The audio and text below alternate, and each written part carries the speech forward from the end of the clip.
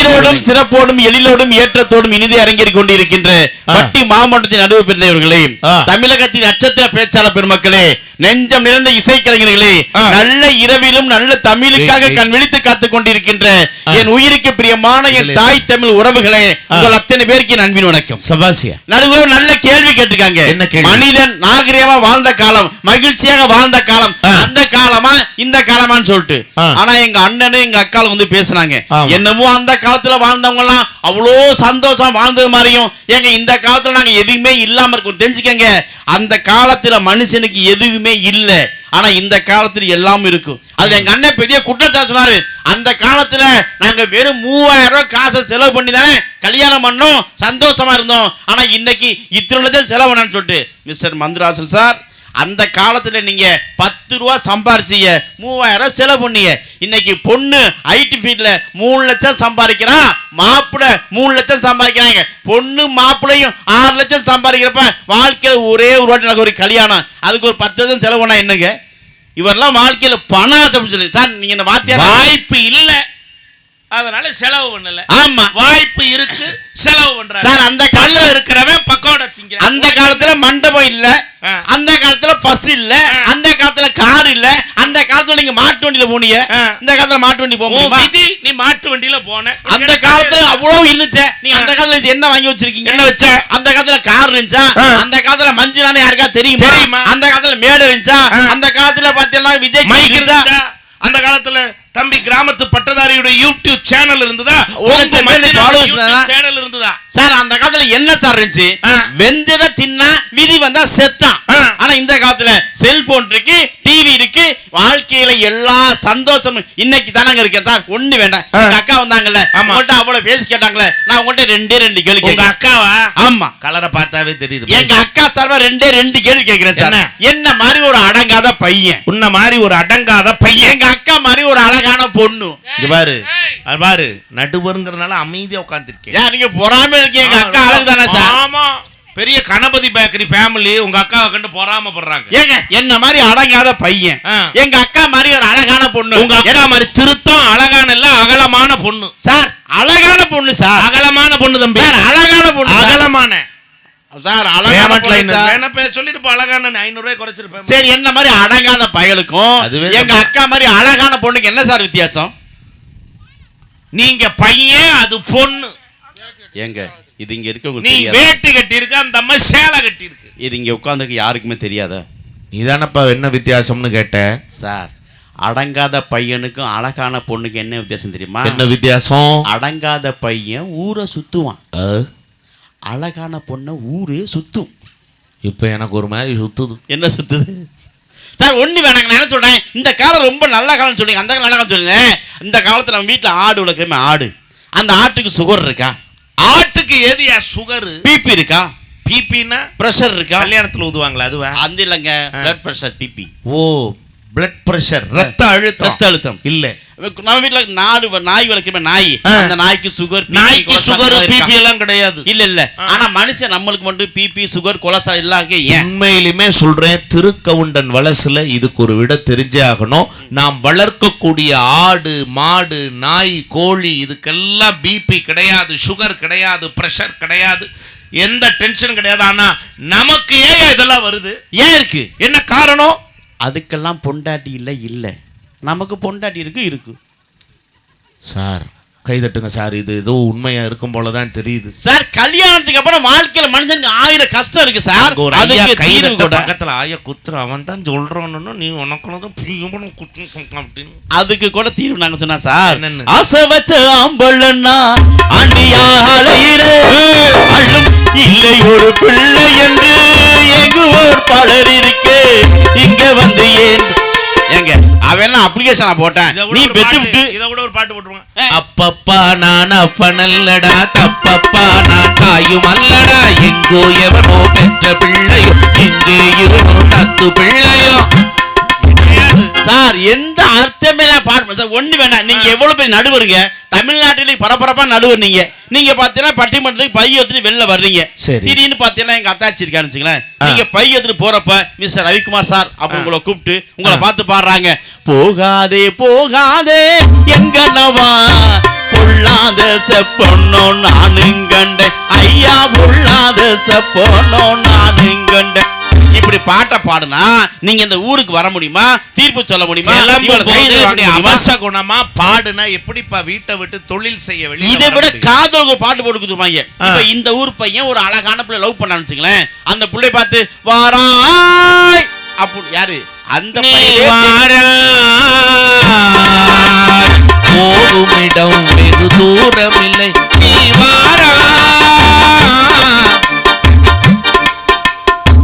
அந்த பயலே அவ வீட்டுக்கு தெரியாம தான் அந்த பிள்ளைய கூப்பிடுறான். அந்த பிள்ளை பார்த்து வாராயின்னு சத்தம் போட்டு கூப்பிட்டு ஊருக்கே தெரிஞ்சு இழுத்து வச்சவன் அடிச்சிட மாட்டாங்க. அதுக்கு கூட பாட்டு நான் போட்டு கொடுத்தான். எப்படி சொன்னா, எப்படி இப்ப கோயில் திருவிழா, நீ பாட்டுல முன்னாடி போயிரு, நான் பின்னாடி வர்றேன், கோயில்ல பாத்துக்கலாம், நீ முன்னால போனா நான் பின்னாலே வாரேன். புள்ள குட்ட புள்ள கருகமணி போட்ட புள்ள நாட்டு வந்த புள்ள கண்ணம்மா, அடி நான் தாண்டி ஓம் புருஷன் பொன்னம்மா, என்னடி முனியம்மா ஓ கண்ணுல. இது தமிழ் பட்டிமன்றம். இதுல நீங்க ஆங்கில எழுத்துக்கள் எத்தனைன்னு கேட்கிறீங்க. இருந்தாலும் சபையில ஒரு பேச்சாளர் கேட்ட கேள்விக்கு ஒரு நடுவர் பதில் சொல்லணுங்கிறது மரபு. அதற்காக வேண்டி நான் பதில் சொல்றேன். சொல்லுங்க. ஆங்கில எழுத்துக்களின் எண்ணிக்கை 26. ஆங்கிலத்தின் மொத்த எழுத்துக்கள் 26. இதுல ஆங்கில உயிரெழுத்துக்கள் இருக்குல்ல, வவல்ஸ். ஆமா, அது எத்தனைன்னு சொல்லுங்களேன். ஆங்கில உயிரெழுத்துகள் தெரியும், AEIOU வவல்ஸ் அப்படின்னு பேரு. 5 எழுத்துக்கள்ல. நீங்க வேணா பாருங்க, இந்த உலகத்தில் இருக்கக்கூடிய எல்லா பெண்கள் பேருமே இந்த AEIOU இந்த 5 உயிரெழுத்துல தான் முடியும். ஆமா, நீங்க வேணா இங்க உட்கார்ந்துருக்கீங்களே, நீங்க எல்லாரும் உங்க பொண்டாட்டி பேரை சொல்லி பாருங்க, இந்த 5 எழுத்துல தான் எல்லா பொண்டாட்டி பேருமே முடியும். இப்ப நம்ம ராணிக்குமார் அக்கா இருக்காங்க, ராணி இருக்காங்க, நம்ம அக்கா பேர் என்ன? ராணி. ராணிக்கு கடைசி எதுல முடியுது? குமார்ல முடியுது. இல்லங்க, ராணி தானங்க. குமார் உங்க புருஷன் பேருங்க. ஏங்க அங்கேயே கேட்டேன். ராணிக்கு எதுல முடியுது? கடைசி ஐல முடியுது. அங்க பேசுறாங்களா கௌதமி, கௌதமிக்கு எதுல முடியுது? ஒய்ல முடியுது. உங்க வீட்டுக்காரம்மா பேர் என்ன? நித்யா. எதுல முடியுது? ஏல முடியுது. ஆனா உங்க வீட்டுக்காரம்மா பேர் என்ன? உஷா. ஏல முடியுது. தம்பி ஏல முடியுது. நீங்க வேணா பாருங்க, தம்பி மஞ்சநாத மனைவி பேரு ராஜி ஐல முடியும். இங்க இருக்கீங்கல்ல, எல்லா பெண்கள் பேருமே உயிரெழுத்துக்கள் இந்த 5 எழுத்துல தான் முடியும். எல்லா பெண்களுடைய பேரு இந்த 5 எழுத்துல தான் முடியும். இப்ப நான் ஒரு பேர் கேக்குறேன், சொல்றியா? சொல்லுங்க. சிம்ரன். அந்த ரிம்மனுக்கு எதுல முடிஞ்சானா? அது என்ன முடிஞ்சல, நல்லா முடியுதா இல்லையா? சிம்ரன் வந்து அந்த அம்மாவோட இயற்பெயர் இல்ல, அது வந்து புனை பெயருங்க. என்ன பேரா இருந்தாலும் அது பேரு தானே. நீங்க ஒரு கேட்கணும், எல்லா பெண்கள் பேருமே இந்த உயிரெழுத்து 5 எழுத்துல முடியுதா? ஏன்? என்ன காரணம்? ஏன்னு கேளுங்க. நீயே சொல்லுப்பா. நீங்க கேளுங்க. ஒரு எல்லா பெண்களினுடைய பெயரும் இந்த 5 உயிரெழுத்துக்களிலேயே முடிகின்றதே, அதற்கு என்ன காரணம்? நம்ம உயிரை எடுக்கிறது தான். இந்த பாயிண்ட் சொல்றதுக்கு இவ்வளவு கண்டுபிடிச்சிருக்க. நீ ஒண்ணு தெரிஞ்சுக்கங்க, வாழ்க்கையில காதல் வந்தாலே கஷ்டம் சொன்னாங்க. ஆசை மட்டும் இல்லாத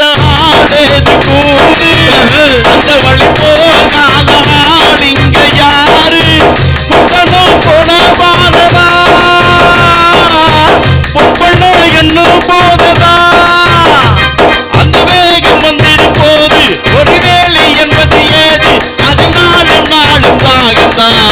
உண்மையே எண்ணி பாரடா, அது இல்லாட்டா உலகம் இங்க ஏதடா. காதல் என்பது பொது உடமை, கஷ்டம் மட்டும் தானே தம்பி உடமை. அப்பனும் ஆத்தாலும் சேராம போனா நீயும் தான் புழக்க முடியுமா?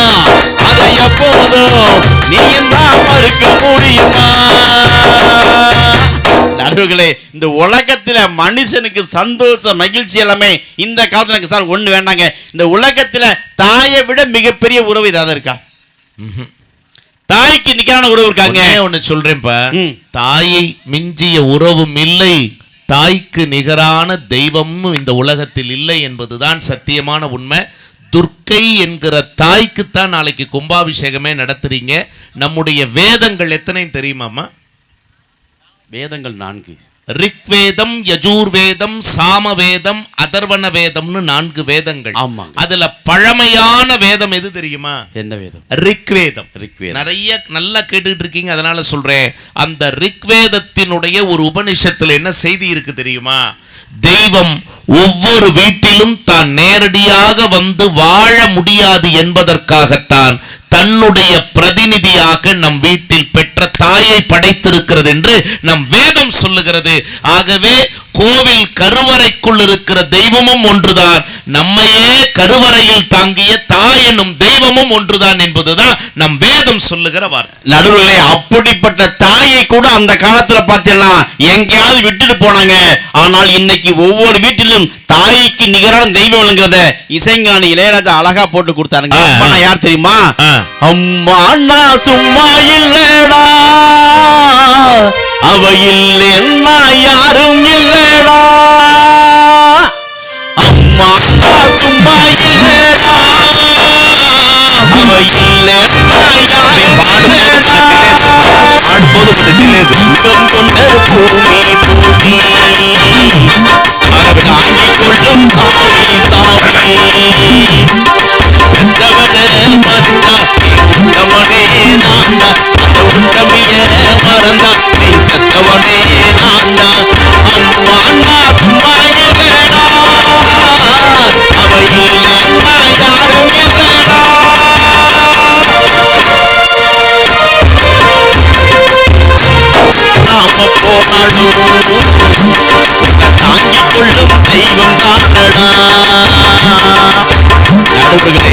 அம்மாவை தெய்வம் என்று சொன்ன காலம் இந்த காலம். ஆகவே எந்த வகையில் பார்த்தாலும் பண்பாடுகளையும் நாகரிகையும் வளர்க்கக்கூடிய காலம் அந்த காலத்தை விட இந்த காலமே என்ற நல்ல தீர்ப்பை தருவில் நம்பிக்கையோடு எங்க மஞ்சுநாதனை இப்படித்தான் முடிச்சாரு, அப்படி நானே முடிக்கிறேங்க.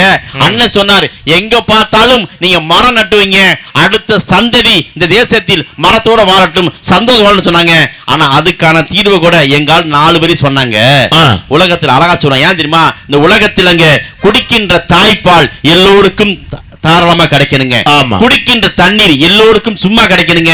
ஆனா இன்னைக்கு தாய்ப்பாலை காசுக்கு விக்கிறோம், குடிக்கிற தண்ணியை கூட காசு கொடுத்து வாங்கி குடிக்கிறோமே. இந்த சமூகம் இப்படியே போனா இன்னும் 100 ஆண்டுகளுக்கு பிறகு இந்த நாட்டுல குடிக்க தண்ணி இல்லாம எல்லாம் செத்து போறாங்க. வருத்தத்தோட சொன்னாங்க, தாய்ப்பாலும் தண்ணீரும் ஒன்னா தான் இருந்துச்சு, விலையில்லாம கிடந்துச்சு, ஆனா இப்போ எல்லாமே தலைகீழா போனுச்சு. நிலாவுல தண்ணீர் இருக்கானு தேடுறான், ராக்கெட்ட ஏவுறான், பூமியில தண்ணீர விலை பேசி விக்கிறான். ஆறிருக்கும் பக்கத்தில ஊரூரா வாழ்ந்துச்சு, வரலாறுன்னு சொன்னுச்சு, ஊரு மட்டும் இருக்குதுடா, அத மட்டும் காணல, அது போன இடம் தெரியல. இப்படியே போச்சுதுன்னா பூச்சி இங்கே வாழுண்டா, புழுவும் கூட வாழுண்டா, மனுஷ பய என மட்டும் மண்ணாத்தான் போகுண்டா. ஆகவே எல்லாத்தையும் நாங்களும் சொல்லிக் கொண்டுதான் இருக்கின்றோம். எங்களுக்கே நல்ல தீர்ப்பை தாருங்கள். நல்ல வாய்ப்புக்கு நன்றி, வணக்கம். உண்மையிலுமே ஒரு நல்ல கைதட்டல் கொடுங்க. எனக்கு ரொம்ப, ஏன்னா நேரத்தை ரொம்ப சுருக்க வேண்டியதா போச்சு. ஏன்னா அடுத்து தம்பியினுடைய படுகளம் இருக்கு, அதற்கான பூஜைகளை எல்லாம் தம்பி தொடங்கிட்டாரு. ஒரு 7 நிமிடத்திற்குள்ள என்னுடைய தீர்ப்பை ரொம்ப உங்களுடைய மனம் தொடும்படியான ஒரு தீர்ப்பை கொடுப்பேங்கிற நம்பிக்கையோட தொடங்குறேன். உண்மையிலுமே நல்லா பேசி பாடிய இந்த 4 பேச்சாளர்களுக்கும் முதல்ல ஒரு நல்ல கைதட்டல் கொடுக்கலாம். உண்மையிலுமே மடியில் குழந்தைகளோட நிகழ்ச்சியை கேட்குறீங்க, ரொம்ப மகிழ்ச்சி. என்ன அப்படின்னா உங்களை வாழ்த்துகிறோம். எதற்காகன்னா அடுத்த தலைமுறை கூட தமிழ் கேட்டு வளரட்டும் என்கிற நம்பிக்கையோடு மடியில் பிள்ளைகளோடு இங்கே தாய்மார்கள் வந்திருக்கிறீர்கள். திருக்கவண்டன் வலசிற்கு வந்ததை வாழ்நாளின் பாக்கியமாகவே நாங்கள் அத்தனை பேரும் கருதுகிறோம் என்று சொல்லி தம்பி எக்கோவை கட் பண்ணிட்டு பாடும்போது மட்டும் ஒரு பாயிண்ட் எக்கோ வச்சுக்கோங்க. ஒரு 2 விஷயம், இந்த பட்டிமன்றம் வெற்றி மன்றம்னா ஒரு நல்ல கைதட்டல் கொடுங்க. உண்மையிலுமே நல்ல செய்திகள். உண்மையிலுமே தம்பி பாடின பாட்டை பாடும்போது அங்க ஒரு அன்பு சகோதரி அந்த வரிகள் அப்படியே திரும்ப பாடுறாங்க. எல்லாரும் அப்படியே இருந்த இடத்துல இருந்தே கும்பிட்டுக்குங்க, நானும் கும்பிட்டுக்கிறேன். உண்மையிலுமே ஒரு நல்ல செய்தி. அந்த காலமா இந்த காலமா நினைத்தாலே இனிப்பது, மகிழ்ச்சியும் மன நிறைவும் தந்தது அந்த காலமா இந்த காலமா? அந்த காலமேனு 2 பேர் ரொம்ப கம்பீரமா, இந்த காலமேனு 2 பேர். இப்ப நீங்க யோசிச்சு பாருங்க, அந்த காலமே அப்படின்னா இவங்க சந்தோஷப்படுவாங்க, இவரு மண்ணை வாரி தூத்துவார். இந்த காலமே தீர்ப்பு கொடுத்தேன்னு வைங்களேன், இவங்க சந்தோஷப்படுவாங்க, மஞ்சுநாத செய்வனையே வச்சிருவான். அப்படின்னா அந்த காலமும் தான் இந்த காலமும் தான் அப்படின்ட்டா இதுக்கு எதுக்கு இந்த வெண்ணையை நடுவரா கூட்டிட்டு வந்தாங்கன்னு அங்கிருந்து ஒரு குரல் கேட்கும். உண்மை சொல்றேன். அப்ப ஏதாவது நறுக்கு தெரித்தார் போல ஒரு வார்த்தை சொல்லணுமல்ல, அந்த காலமா இந்த காலமா அப்படின்னு கேட்டா ஒன்னு சொல்றேங்க, அந்த காலம் இந்த காலம். எளிமையாவே நான் முடிக்கிறேன். தம்பி சொன்னார் பாருங்க, இந்த காலத்துல எல்லாம் பண்பாடு இருக்குன்னாரு. அங்கதான் கொஞ்சம் பயமா இருக்கு. என்ன பண்பாடு? அன்னைக்கு ஒரு அப்பாவும் பையனும் உட்கார்ந்து டிவி பார்த்துக்கிட்டு இருக்காங்க. டிவியில ஒரு வரக்கூடாத ஒரு காட்சி ஒளிபரப்பாகுது. பையன் பார்த்துருவான், நாகரீகம் நாசமா போயிடும் நினைச்ச அப்பா என்ன பண்ணாரு தெரியுங்களா? ரிமோட்ல சேனலை மாத்தலாம்னு பாக்குறாரு, சேனல் மாறல. மறுபடியும் மாத்தலான்னு பாக்குறாரு, சேனல் மாறல. மறுபடியும் மாத்தலான்னு பாக்குறாரு, சேனல் மாறல. அப்புறம் தான் பாக்குறாரு கையில இருக்கிறது ரிமோட் இல்ல, செல்ல பிடிச்சு அழுத்திட்டு இருந்திருக்காரு. அந்த கர்மத்தை தூக்கி எரிஞ்சிட்டு ரிமோட்டை எடுத்து சேனலை மாத்தலாம்னு பார்த்தா அதுக்குள்ள அந்த காட்சி ஒளிபரப்பாயிடும். பையன் பார்த்துருவான், நாகரிகம் நாசமா போயிடும். அதனால அப்பா என்ன பண்ணாரு தெரியுங்களா? மகனே கண்ணை மூடுறா, மகனே கண்ணை மூடுறான்னு பாருங்க. ஓடி வந்து இந்த பையன் அவங்க அப்பா கண்ணை மூடிட்டான்.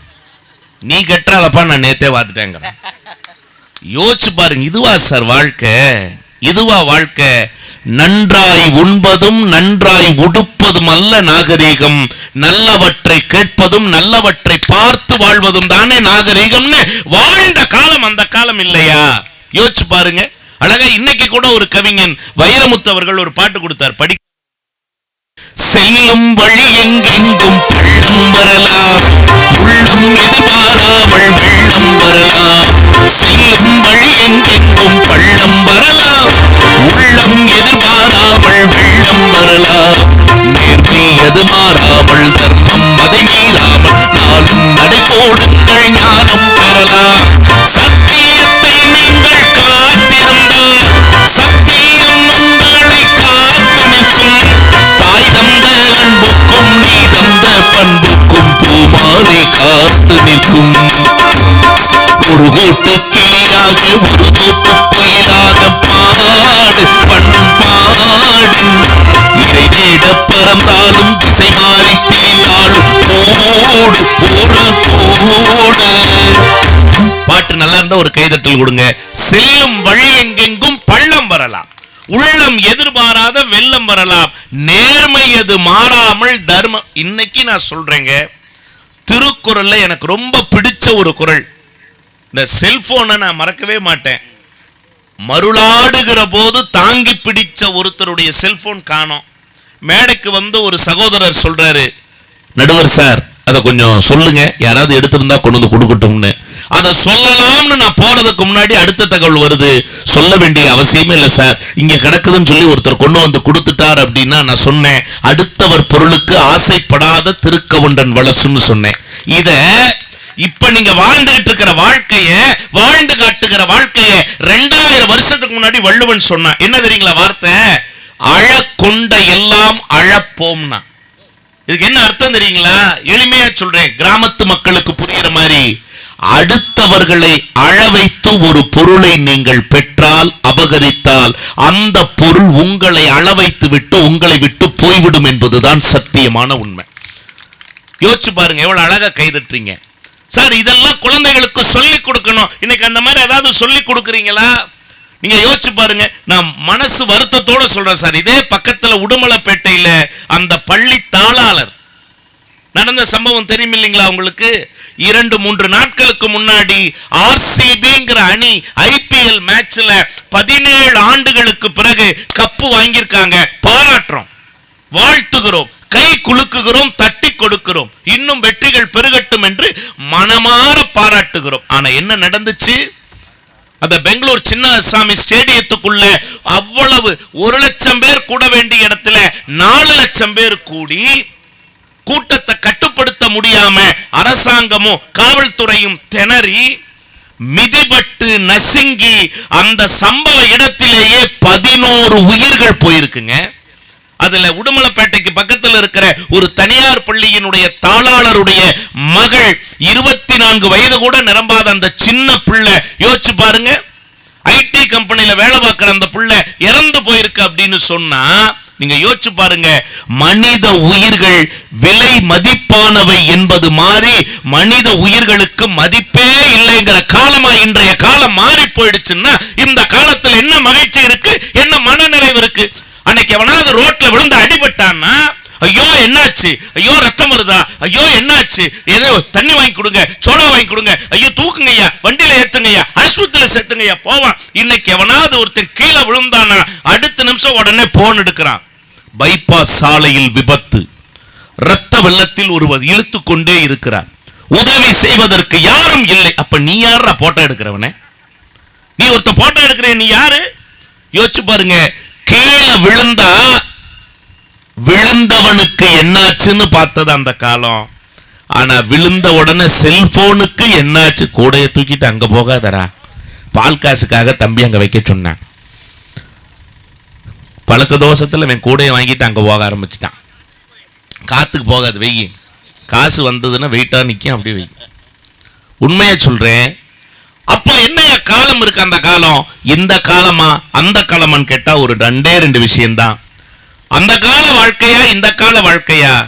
கலர் கலராய் மிட்டாய்களை சாப்பிட்டு மகிழ்ந்திருந்தது அந்த காலம் என்றால், கலர் கலராய் மாத்திரைகளை சாப்பிட்டு வேதனையோடு இருப்பதுதான் இந்த காலம். வயதை பார்த்து மரியாதை வந்தது அந்த காலம் என்றால், வசதியை பார்த்து மட்டும் மரியாதை வருவதுதான் இந்த காலம் அப்படின்னு சொன்னா, எத்தனையோ நோய்கள் வந்தாலும் மனிதர்கள் வாழ்ந்தது அந்த காலம்.